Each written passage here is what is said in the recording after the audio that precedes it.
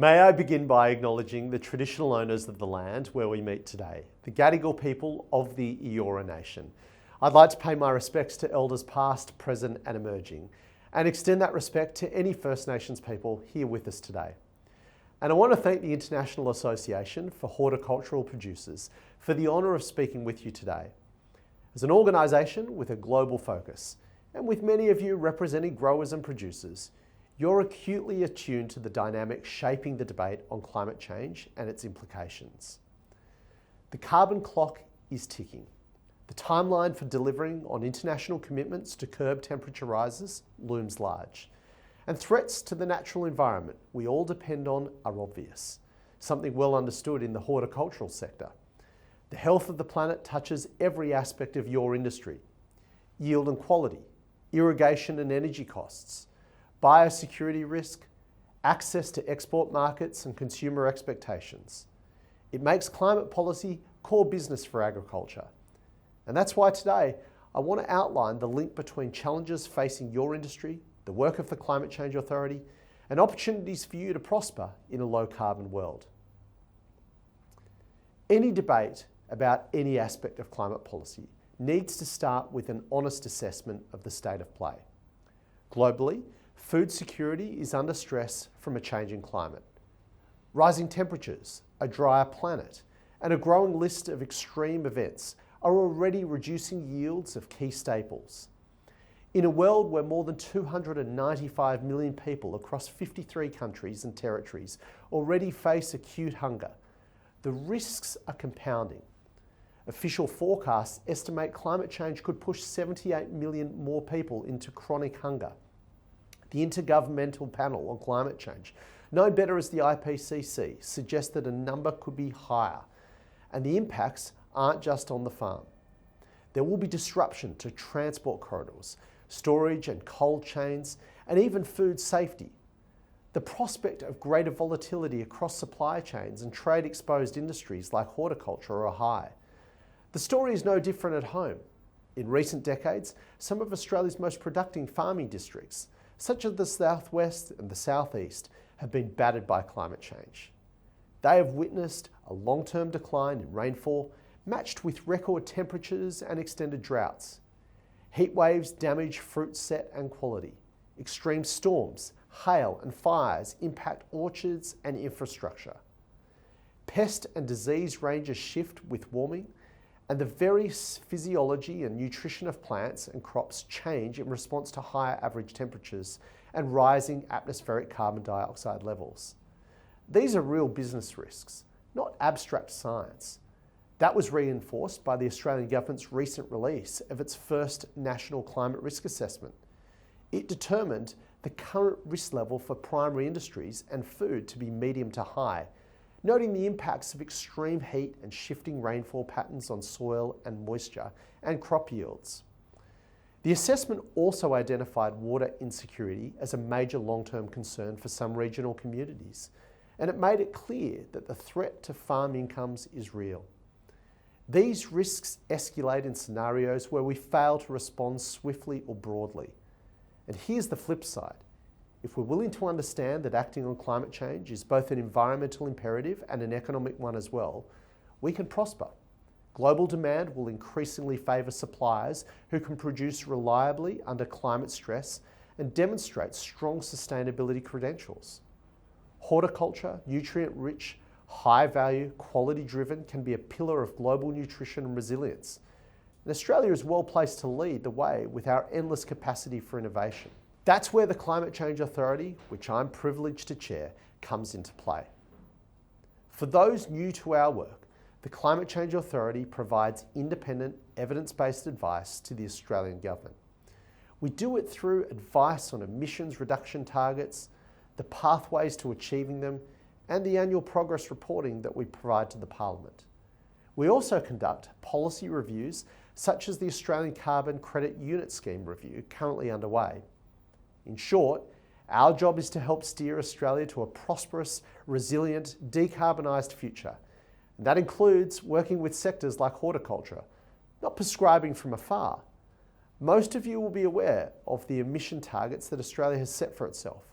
a 43% reduction on 2005 levels by 2030, and a 62 to 70% cut by 2035. And, of course, net zero by 2050. The government's commitment to the new 2035 target recommended by the authority matters for a few reasons. It matters because it is a consequence of a rigorous process of assessing a host of issues ranging from the environmental pressures that we face to international trends to sector-by-sector opportunities. We looked at the economics of decarbonisation and capital trends, explored technological advancements, consulted widely and relied on expertise. It means the targets are credible and achievable, but they're also bold. Even at the low end of the range, they require that we halve Australia's current emissions in the coming decade. They will deliver Australia some of the largest emissions cuts anywhere in the world. They will help retain Australia's position as a global pace setter in the race to net zero. With policy, markets and technology now aligned, industry has greater comfort to allocate capital and to make investments in the transformational solutions that we need. The good news is that the decarbonisation of the Australian economy is well underway. Technology is already driving a profound shift in our carbon profile. It's been most obvious in our electricity grid, where renewables accounted for half of all generation in the final quarter of 2025. And for product producers and farmers, the adoption of on-site solar, batteries and electric pumps can cut our bills, reduce emissions and lift resilience in the grid to grid disruptions. But achieving net zero was never about energy-based solutions, as crucial as they are. It requires a whole of economy effort, where our success with methane abatement or carbon sequestration will matter just as much as what we achieve across the grid. That's why we want to lean into the opportunity to convert what are real risks to your businesses into momentum and solutions that help us create a more productive and more prosperous horticultural sector. The authority's 2025 progress advice places equal emphasis on resilience, ensuring regions, businesses and communities can thrive as conditions change. This includes smarter infrastructure, robust finance and clear policy to crowd in private investment. The National Statement on Climate Change and Agriculture frames it well. Climate-smart practice should enhance productivity and profitability, while building resilience and lowering emissions in partnership with industry. That is especially resonant for the horticultural sector, where margins are tight and consumer quality demands are extracting. The electrification of vehicle fleets will eventually extend to farming as well, as automakers launch more hybrid and fully electric ute models and even tractors. Owners will enjoy lower maintenance and operating costs, particularly if they generate their own energy, as so many farmers already are doing. There are two other opportunities in particular that I want to highlight, as they both deliver durable carbon outcomes alongside on-farm agronomic benefits. The first is biochar. Biochar is a carbon-rich material produced by heating organic matter, such as prunings, crop residues or manures, in low oxygen environment. When applied to soil, its stable, porous structure can store carbon for hundreds of years and influence nutrient and water dynamics. It represents a durable carbon sink. In some instances, reduces nitrous oxide emissions from soils. Biochar can also be produced from food and green waste. This diverts organics from landfill, cutting methane emissions as well as enriching soils. Recent reviews of Australia's food to waste to biochar potential underscore the dual benefit for our climate and our soil. Trials and in-field experience has shown it can increase the availability of water for plants by 20 to 30% in certain soil conditions. It improves nutrient retention and microbial activity, and above all, stabilises performance under heat or moisture stress. These benefits are tailor-made for orchards, vineyards, berries, protected cropping and high-value vegetable systems. There is still some work to be done to understand how it responds to specific sites and applies to particular products, but it's enormously encouraging.